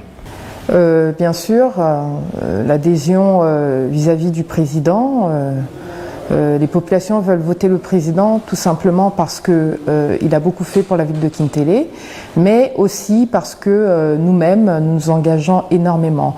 Quand je dis nous-mêmes, ça veut dire la mairie s'engage beaucoup auprès des populations. Elle fait ce qu'elle peut avec le peu de moyens qu'elle a. Et ensuite, nous avons aussi le parti qui aujourd'hui dans Kintélé est très présent. Autrefois, c'était des partis de l'opposition qui étaient ici et autrefois, faut dire que le président ne pouvait pas gagner les élections ici. Mais depuis que nous sommes là, vraiment nous faisons vivre le Parti congolais du travail et la population adhère complètement et nous soutient énormément dans tout ce que nous faisons. Puis vous avez reçu hier les populations, les chefs de communauté Téké, originaires d'Omfoua, qui sont venus avec ce beau cadeau que nous avons sur la table en ce moment, cet éléphant qui est aussi le symbole du candidat Denis Sassou Nguesso. Quand vous les voyez arriver ainsi, est-ce que vous vous dites quelque part que le social prime avant? Parce que on a écouté quelques-uns de ces chefs-là qui évoquaient beaucoup votre engagement aux côtés des plus démunis. Oui, effectivement, je suis ambassadrice pour la paix universelle, donc je m'engage énormément auprès des populations, je fais des dons, j'assiste beaucoup les confessions religieuses et c'est ça qui fait que je suis très proche de la population et c'est tout ça qui fait qu'ils adhèrent aussi, hein, parce que nous ne les laissons pas tomber. À chaque fois que nous entendons qu'il y a un problème quelque part, nous agissons toujours, que ce soit avec les ambassadeurs de la paix ou que ce soit avec le PCT ou la mairie. Alors nous allons aborder la deuxième partie de cet entretien consacré à votre commune, à son développement face à la Covid-19. Est-ce qu'on va dire que cette Covid-19, couplée à une crise financière qui était déjà réelle avant, ont ralenti le développement de cette ville de Kintélé? Effectivement, la crise sanitaire a vraiment fait beaucoup de dégâts ici dans la commune de Kintélé parce que le tourisme ne marche plus, ne fonctionne plus comme avant. Nous avons le centre de conférence international qui était toujours bien rempli, hein. Il y avait beaucoup de touristes qui venaient, mais malheureusement c'est fermé aujourd'hui, c'est quasiment fermé.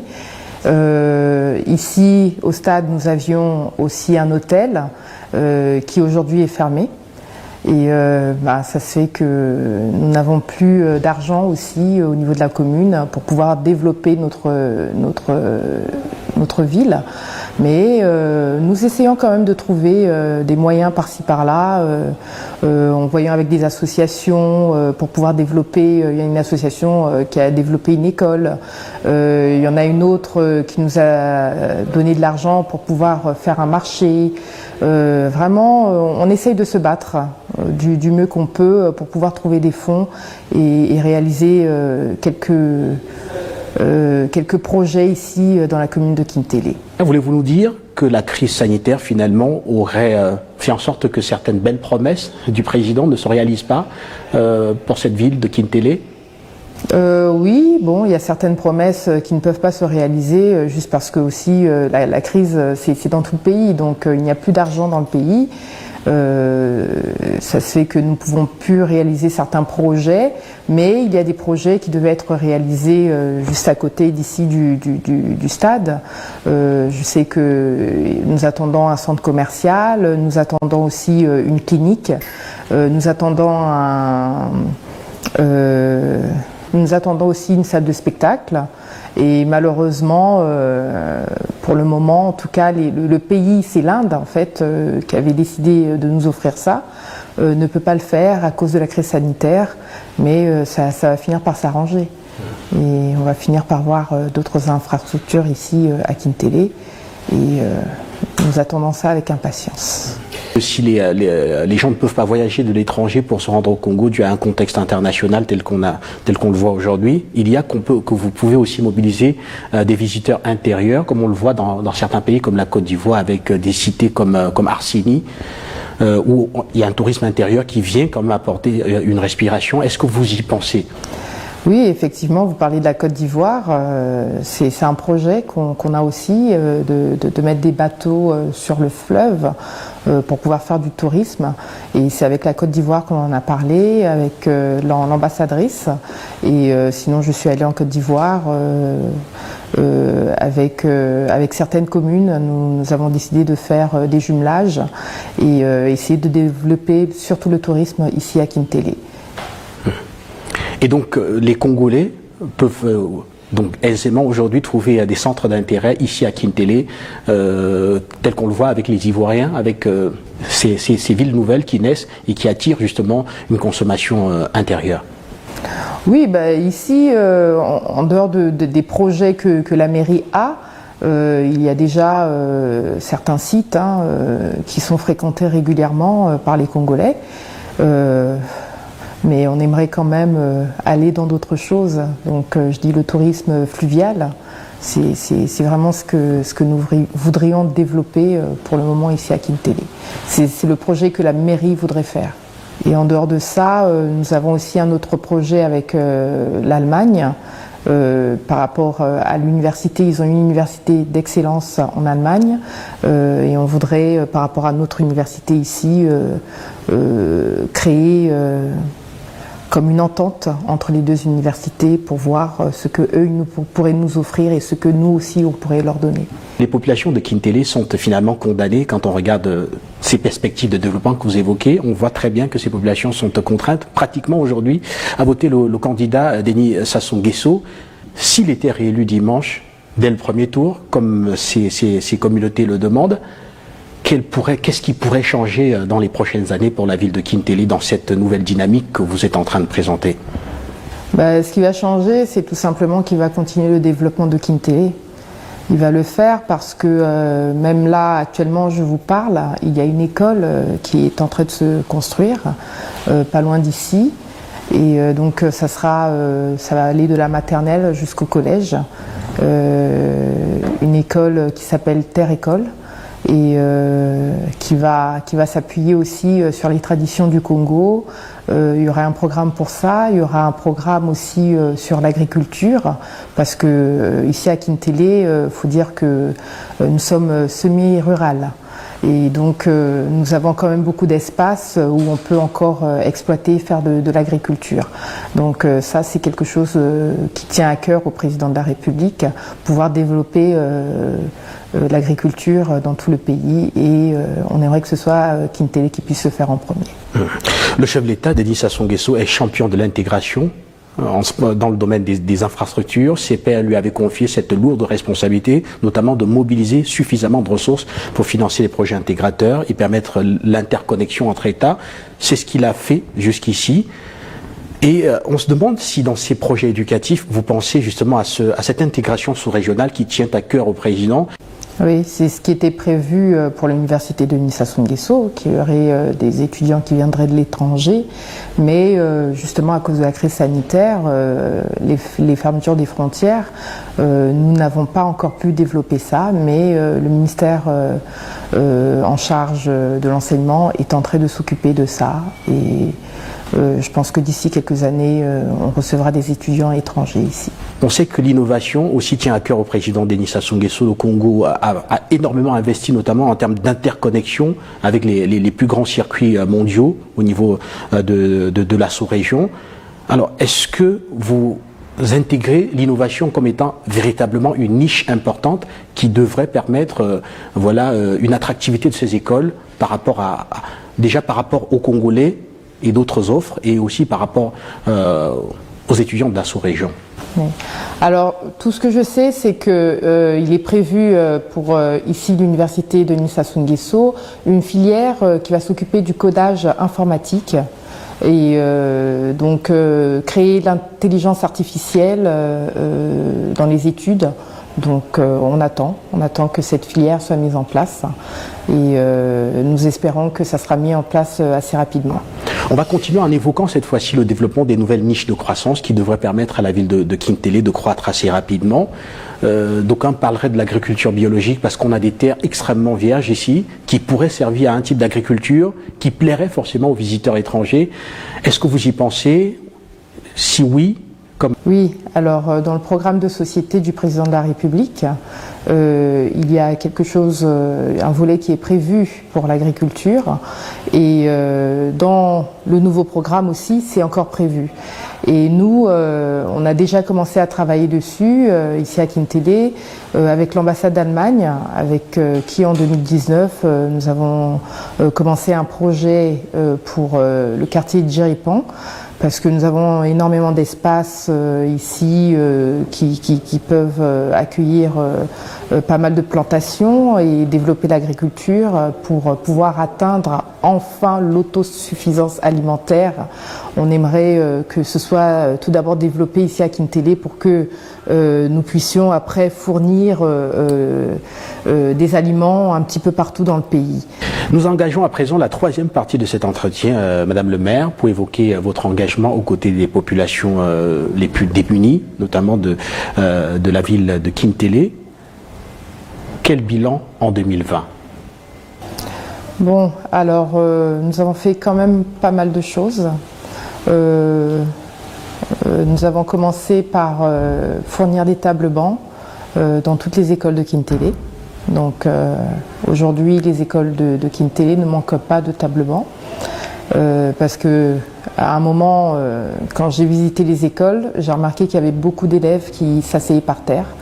Et vraiment, j'ai fait de mon mieux pour pouvoir trouver le maximum de tables-bancs pour pouvoir les laisser travailler dans de bonnes conditions.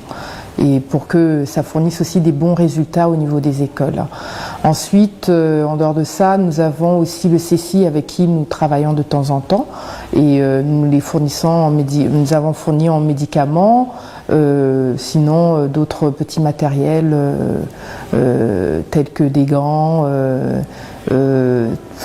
ou enfin d'autres petits matériels, tout simplement. Et nous avons aussi mis en place une banque alimentaire depuis le début de la crise sanitaire parce qu'on s'est rendu compte que avec les marchés qui étaient fermés et avec beaucoup de commerces qui étaient fermés, qu'il y avait beaucoup de gens qui n'avaient plus d'argent pour pouvoir se trouver à manger et surtout les gens du troisième âge. Et c'est pour ça qu'on a créé une banque alimentaire qui a fonctionné quand même pendant 6 mois. Et on recevait des dons de nourriture qu'on partageait dans tout Kintélé. Et voilà ce que nous avons pu faire sur le plan social. Madame le maire, que peut-on dire du premier trimestre 2021, toujours en parlant de cet engagement aux côtés des plus pauvres? Alors, premier trimestre 2021, nous avons travaillé là au mois de mars. Pour l'ouverture de campagne, nous avons décidé d'offrir un marché confortable aux populations de Kintélé. Alors nous l'avons fait parce que nous avons plusieurs marchés ici à Kintélé et malheureusement il y a un marché où il y a beaucoup de femmes qui vendent là-bas et ce marché-là se trouve au bord de la route. Et donc pour éviter tout accident, tout risque d'accident, nous avons construit un marché pour qu'elle puisse être abritée et se trouver loin de la route où elle pourrait avoir un problème. Nous sommes arrivés pratiquement au terme de cet entretien, mais on ne saurait sortir sans évoquer, bien entendu, la campagne qui bat son plein. Nous sommes à peu près 48 heures de la clôture. Et on vous a vu arriver tout à l'heure avec toute une équipe de campagne avec vous. Alors peut-on savoir quelles sont les actions peut-être d'envergure que vous programmez ici à Kintélé pour marquer cette clôture? Alors pour marquer cette clôture, les actions déjà que nous avons faites depuis le début de la campagne, nous n'avons fait que distribuer des kits, donc des pagnes, des casquettes, des t-shirts. Mais en dehors de ça, nous avons parlé beaucoup aussi des projets du président de la République pour la ville de Kintélé et pour inciter la population à revoter pour lui parce qu'il a commencé un travail et il devrait le terminer. Et aujourd'hui, nous allons faire du porte-à-porte pour être... Oui, bien sûr, c'est le dernier meeting du président et ça sera dans la ville de Brazzaville. Malgré que nous sommes un autre département, parce que nous sommes dans le département du Poul, on va quand même déployer de notre ville à Brazzaville pour aller suivre le meeting du président de la République. Et pour sortir, Stella Mensa, Sassou Nguesso, je voudrais que vous puissiez vous adresser cette fois-ci aux autres Congolais parce que nous sommes au Congo. Il n'y a pas que le département du Poul. Peut-être face à votre caméra, donner les raisons pour lesquelles les populations congolaises devraient aujourd'hui, une fois de plus, faire confiance au candidat Denis Sassou Nguesso. Alors, c'est très simple. Pour moi, les Congolais devraient faire confiance au président Denis Sassou Nguesso. Déjà, vu toutes les infrastructures qu'il a eu à construire dans le pays, parce que nous, on parle d'ici de Kintélé, nous avons un stade, mais il y en a 12 au total qui ont été construits. C'est bien ça. Et il y a 12 hôpitaux aussi qui ont commencé à être construits. Et pour qu'il puisse continuer son programme de développement, il faudrait vraiment que les populations votent pour lui. Et surtout, je lance un appel aux religieux avec qui je suis très, très proche. Je leur demande qu'ils continuent leur travail parce que ce sont des garants de la paix. Et le président Denis Sassou Nguesso aussi, c'est un homme de paix. Nous avons connu ici plusieurs guerres et en tout cas toutes les guerres que nous avons connues ont vraiment marqué les Congolais et on aimerait que ces guerres ne se reproduisent plus. Et avec le président Denis Sassou Nguesso, nous savons qu'il n'y aura pas de guerre, il n'y aura que la paix ici. Et voilà, donc c'est ça les motifs pour lesquels les Congolais devraient voter Denis Sassou Nguesso. Et c'est un homme d'expérience, hein. Ça fait longtemps qu'il est aux affaires et avec des années, on acquiert beaucoup plus d'expérience, on acquiert beaucoup plus de sagesse. Et ça, vraiment, c'est une chose que les Congolais devraient savoir sur lui. C'est quelqu'un qui aime voir les autres être bien, qui tient au bien-être de la population et c'est pour ça qu'ils devraient voter pour lui. Merci beaucoup à vous, Stella Mensa Sassou Nguesso. Vous retournez sur le terrain pour lancer cette opération de proximité, porte à porte, avec toutes vos équipes. Nous vous souhaitons une très très bonne suite. Merci beaucoup. Et voilà. Cet entretien est à présent terminé, mesdames et messieurs, mais n'oubliez pas, toute l'équipe de la télévision panafricaine reste déployée sur le terrain. Nous allons vous apporter encore plus d'invités, encore plus d'informations pour vous permettre de vivre grandeur nature cette présidentielle du 21 mars 2021 ici au Congo.